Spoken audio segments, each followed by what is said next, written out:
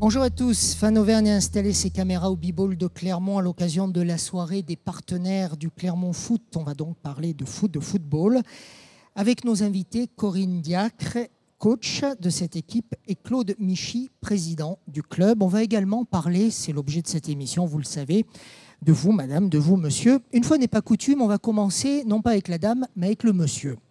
Je commence donc avec vous, Claude. Un Auvergnat pur, comme l'on dit, maître confiseur, spécialiste des pâtes de fruits au début de votre carrière professionnelle. Que conservez-vous de cette étape, de cette partie de votre vie, au-delà de la gourmandise ? Ce que j'ai gardé, c'est la gourmandise du sucré. Donc, j'ai une tendance très sucrée. Non, j'ai jamais été brillant à l'école, donc je me suis arrêté au certificat d'études primaires et je suis très fier de l'avoir eu à Besse-en-Chandès, dans les montagnes, avec piston, ce qui est très très rare. Mais qu'est-ce qui a fait qu'à un moment de votre vie, donc très jeune, vous êtes allé vers cette direction, cette voie professionnelle ? Parce que j'étais bon à rien et ma grand-mère avait une usine de pâtes de fruits et de fruits confits. Et donc, j'ai commencé comme ça. Il faut bien commencer par quelque chose. Grand sportif, skieur émérite, pilote de rallye, vous vous passionnez rapidement pour le sport automobile. Alors, il y a un point commun entre ces trois disciplines, c'est la vitesse. Elle représente quoi pour vous, la vitesse ? Je pense que c'est la notion du risque. Le plaisir du risque est un élément important qu'on doit avoir aussi dans la vie de tous les jours pour qu'il y ait un peu de piment. Quand vous parlez de vitesse, on peut parler aussi d'automobile. Est-ce que vous entretenez un rapport particulier à l'automobile ? Pas du tout. C'est un très bon outil de déplacement. Alors, là, il va falloir m'en dire un peu plus parce que j'ai lu une interview de vous que vous avez accordée à l'Express et pourtant vous avez dit à mes confrères que votre voiture était votre second appartement. Exactement. Donc, c'est un outil de déplacement, mais avec aussi tout ce qu'il faut à l'intérieur. Éventuellement mon vélo, mes chaussures de marche ou de course à pied. Non, j'ai beaucoup de problèmes d'ailleurs avec ma femme qui dit que c'est pas assez bien rangé dans ma voiture. À votre actif, Claude Michy, le management du pilote de Formule 1, Patrick Tambay chez Ferrari, la régie publicitaire liée au Paris-Dakar. On vous doit le premier salon automoto de Clermont, les 24 heures moto, le championnat d'Europe de boxe, le trophée Andros et j'en passe.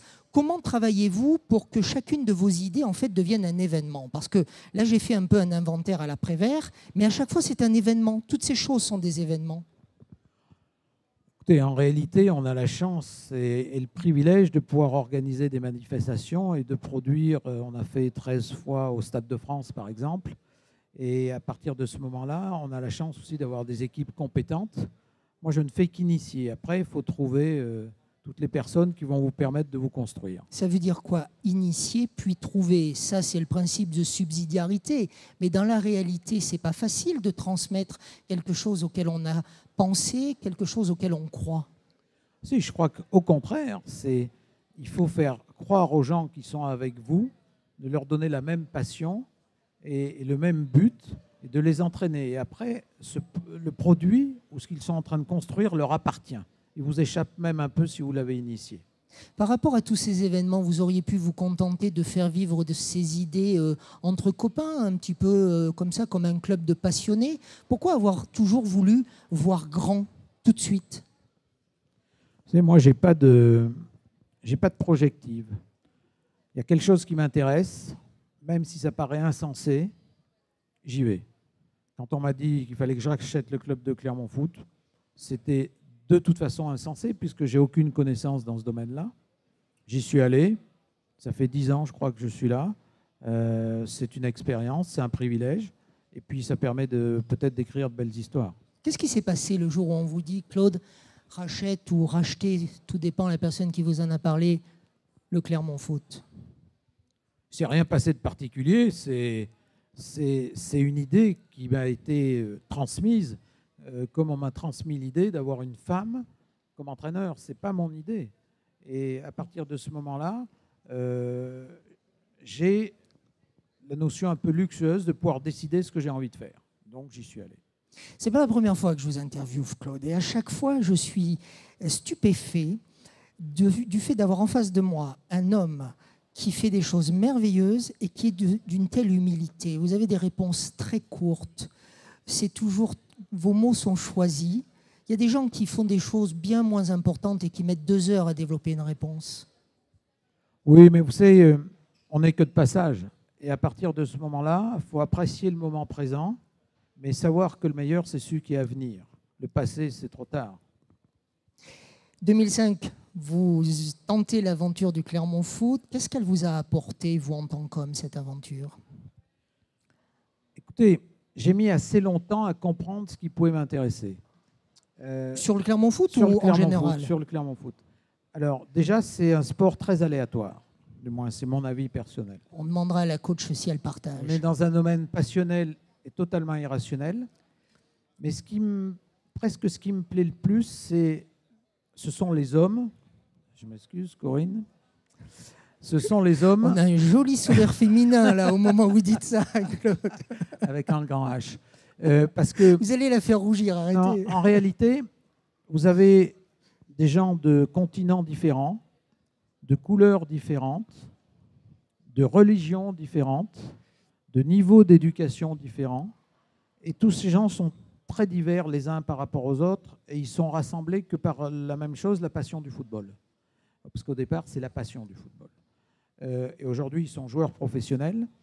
Et tous ces gens-là doivent vivre ensemble et, à un moment donné, avoir la même énergie pour la même cause. Alors, l'énergie pour la même cause, c'est peut-être le coach qui la donne. On va parler avec Corinne tout à l'heure. Mais le fait de faire prendre cette mayonnaise, cette alchimie avec toutes ces différences, c'est le rôle du président? Non, c'est... Moi, je choisis les gens avec qui je veux travailler.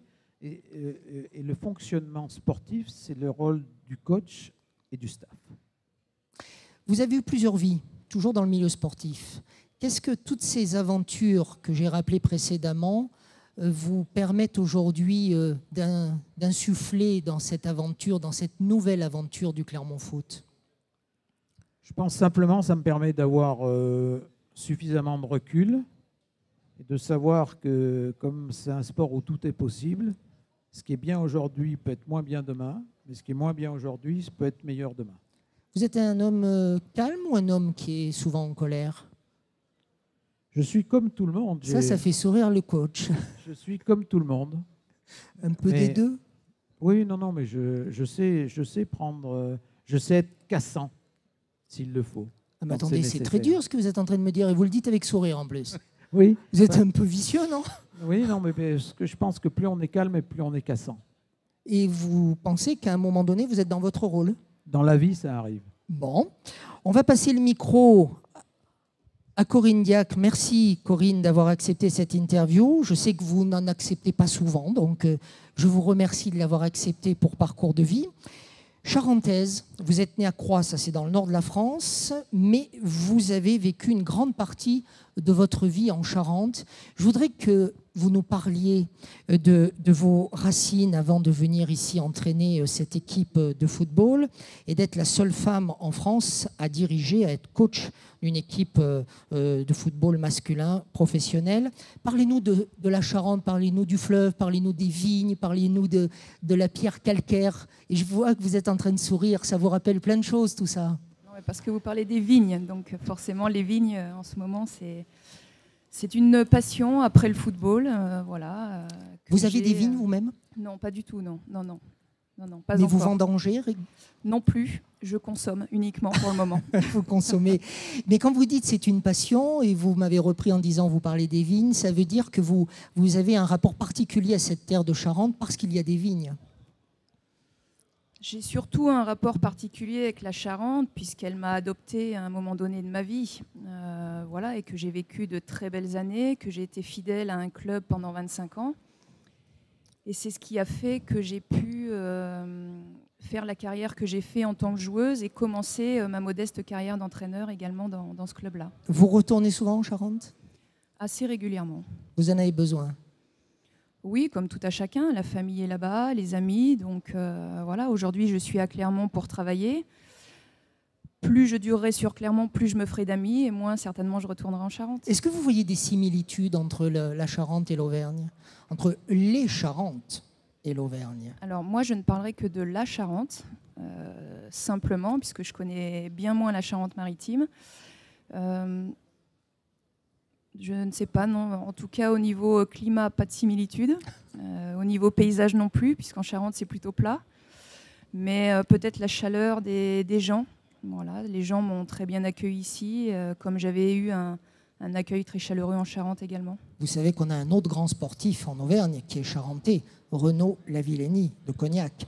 Le foot, Corinne, c'est un véritable sacerdoce pour vous. Passage et fidélité au club charentais de Soyaux, à côté d'Angoulême. Sélectionné en équipe de France féminine dès vos 18 ans, 121 sélections entre 1993 et 2005. On se souvient aussi du but que vous marquez en 2003 face à l'Angleterre et qui qualifie votre équipe, enfin la France, pour la Coupe du Monde.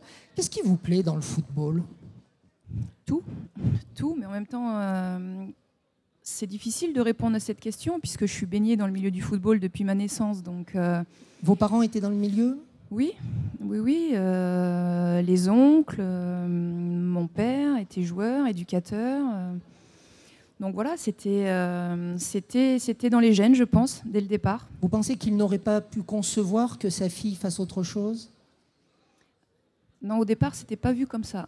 Vous savez, quand j'ai commencé le football dans les années 80, c'était surtout pas une fille dans le football, et encore moins pour mon père, puisqu'il était très macho. Donc, mais au fil du temps, il a vu que j'avais quelques prédispositions et comme il n'avait pas eu de garçon, il s'est dit pourquoi pas. Alors, on a vu récemment, c'est une question que j'aurais pu aussi poser au président Michi, on a vu récemment de plus en plus d'engouement de la part des téléspectateurs pour des matchs de foot féminin. Comment expliquez-vous là qu'il y ait cet engouement ? Et j'ai presque envie de vous poser la question autrement. Est-ce que les femmes au foot véhiculent d'autres valeurs que ces messieurs ? Obligatoirement, oui, puisqu'il n'y a pas le même rapport à l'argent. Donc aujourd'hui, on se gargarise un petit peu de ces valeurs que les femmes véhiculent dans le football, mais parce que l'argent n'est pas le moteur premier. Si demain, on met autant d'argent chez les femmes, je ne suis pas sûre que le foot féminin garde ces mêmes valeurs-là. Après, effectivement, il y a une audience qui est beaucoup plus importante au niveau du foot féminin, mais simplement aussi parce que les médias s'y intéressent beaucoup plus. Et qu'est-ce qui a fait qu'on s'y intéresse là d'un coup ? Eh bien, au départ, c'était imposé, puisque la fédération, dans l'audit des droits télé, mettait dans le package, notamment avec les espoirs, les féminines. Donc au départ, on le faisait parce qu'on était obligé de le faire, et aujourd'hui les médias le font parce que ça les intéresse. Où se situent les différences selon vous, qui avez été joueuse, qui restez bien sûr joueuse, qui aujourd'hui êtes coach, où se situent les grandes différences dans le jeu entre le jeu des hommes et le jeu des femmes ? Il n'y en a qu'une. Ah. C'est l'aspect athlétique.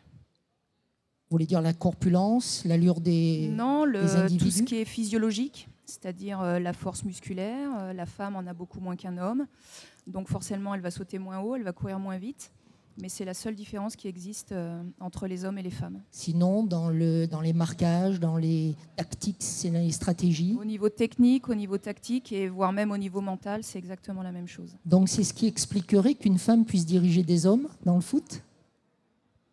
C'est ce qui explique que des hommes puissent diriger des femmes dans le foot. Et l'inverse ? Je viens de vous répondre.